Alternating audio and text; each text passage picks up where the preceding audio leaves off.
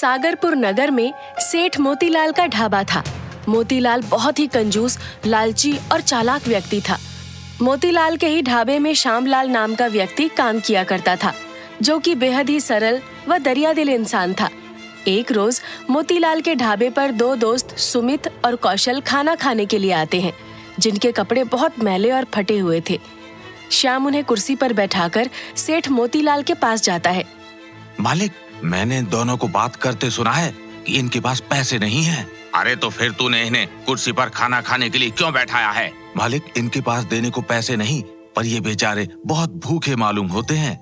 मोतीलाल मुस्कुराता है और श्याम से कहता है, ठीक है श्याम, तुम इन्हें पेट भर कर खाना खिलाना। ऐसा बोलकर मोतीलाल मुस्कुराता हुआ मन में बोलता है, आज बर्तन धोने वाला रामू भी काम पर नहीं आया है, इसलिए खाने का पैसा वसूल करने के लिए आज इन दोनों फटीचर से ही सारे बर्तन धुलवाऊंगा।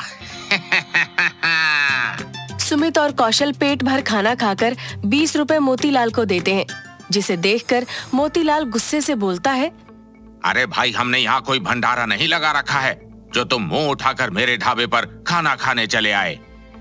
सेठ जी, हमें माफ कर दो। वो भूख बहुत जोर से लगी थी, इसलिए खाना देखकर हमसे रहा नहीं गया। आप ये खाने के 20 रुपए रख लीजिए, बाकी के हम आपको जल्दी ही लौटा देंगे। ऐसे कैसे लौटा दोगे? अरे श्याम, इन दोनों को रसोई घर में ले जाकर सारे बर्तन अच्छे से धुलवाना। बड़े आए मेरे ढाबे में मुफ्त में खाना खाने। मालिक, ये आप ठीक नहीं कर रहे हो। आपको मालूम था कि इनके पास पैसे कम हैं, फिर भी आपने इन बेचारों को जानबूझकर खाना खिलाया ताकि आप ढाबे के सारे बर्तन इनसे धुलवा सको। और श्याम, तुझे जितना कहा है तू बस उतना ही काम कर, ज्यादा चू चपड़ करने की कोई जरूरत नहीं है। सेठ, मेरा दोस्त कई दिनों से बीमार है, कृपया करके आप इससे काम ना करवाएं।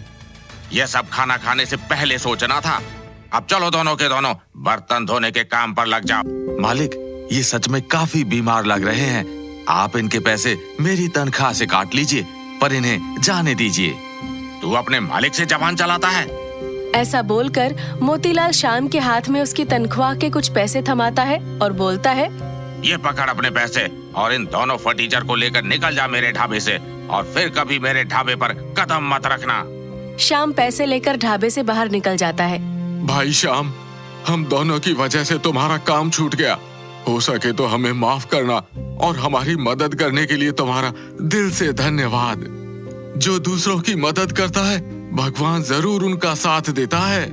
ऐसा बोलकर सुमित और कौशल वहाँ से चले जाते हैं। श्याम काम छूट जाने से दुखी होकर एक पेड़ के नीचे जाकर बैठकर बोलता है, हे भगवान, काश मैं गरीब लोगों के लिए कुछ कर पाता। अगर मेरे पास पैसा होता तो मैं बेचारे गरीबों को 20 रुपए में भी भरपेट भोजन करा पाता। फिलहाल तो मेरा ही खुद का काम छूट गया है। अब समझ नहीं आता कि मैं क्या करूं। श्याम ऐसे बोल ही रहा था कि तभी एक आदमी पुष्कर श्याम के पास आता है और उसे कहता है, मैंने तुम्हें उन गरीबों की मदद करते देखा। मैं उसी ढाबे पर खाना खा रहा था और मैंने देखा कि तुमने कैसे अपनी तनख्वाह के पैसे सेठ को दिए, मगर उन गरीबों की मदद करने के चक्कर में तुम्हारा काम छूट गया। वैसे सच में तुम्हारी सोच बहुत अच्छी है। अच्छा ये बताओ, अगर सच में तुम्हारे पास बहुत सारा पैसा होता तो क्या तुम उन पैसों से गरीबों को 20 रुपए में भर पेट खाना खिलाते? जो खाना ढाबे पर 500 रुपए में मिलता है, तुम उसे 20 रुपए में खिला देते? बिल्कुल खिलाता। मैं मोतीलाल जैसा कंजूस नहीं हूँ जो बस अपने बारे में सोचूं। लगता है भगवान ने तुम्हारी सुन ली, इसलिए मैं तुम्हें पैसे दूंगा, इतने कि तुम गरीबों का पेट भर सको। आप मजाक तो नहीं कर रहे हो? इस दुनिया में मेरा कोई नहीं है, पर पैसा भरपूर है। मुझे तुम बहुत नेक दिल लगे, इसलिए मैं तुम्हें इतना पैसा दूंगा कि तुम उससे अपना व गरीबों का पेट भर सको, और ऐसा करने से मुझे बहुत सुकून मिलेगा। फिर क्या था, श्याम ने तुरंत ही मोतीलाल के ढाबे के सामने अपना 20 रुपए थाली वाला ढाबा खोल लिया, जिसमें पेट भर खाना बस 20 रुपए में मिलने लगा। जैसे ही लोगों ने 20 रुपए थाली में पेट भर खाने के बारे में सुना, तो श्याम के ढाबे पर लोगों की भीड़ इकट्ठा हो गई। जो लोग मोतीलाल के ढाबे पर खाना खाने आए थे वो भी शाम के 20 रुपए थाली वाले ढाबे पर खाना खाने आ गए। कुछ ही दिनों में मोतीलाल के ढाबे पर लोगों का आना बंद हो गया। वहाँ काम कर रहे नौकर भी तनख्वाह ना मिलने की वजह से काम छोड़कर श्याम के ढाबे पर काम करने के लिए आ गए। एक दिन श्याम पुष्कर से बोला, साहब, गरीबों को 20 रुपए थाली खिलाने के बाद भी मुझे मुनाफा ही हो रहा है। मुझे लगता है कि जो भी पैसा आपने मुझे दिया है मैं उसे कुछ ही दिनों में आपको वापस कर दूंगा। श्याम, ये सब तुम्हारी दरिया दिली की वजह से ही मुमकिन हुआ है। बस इसी तरह से काम करते रहना।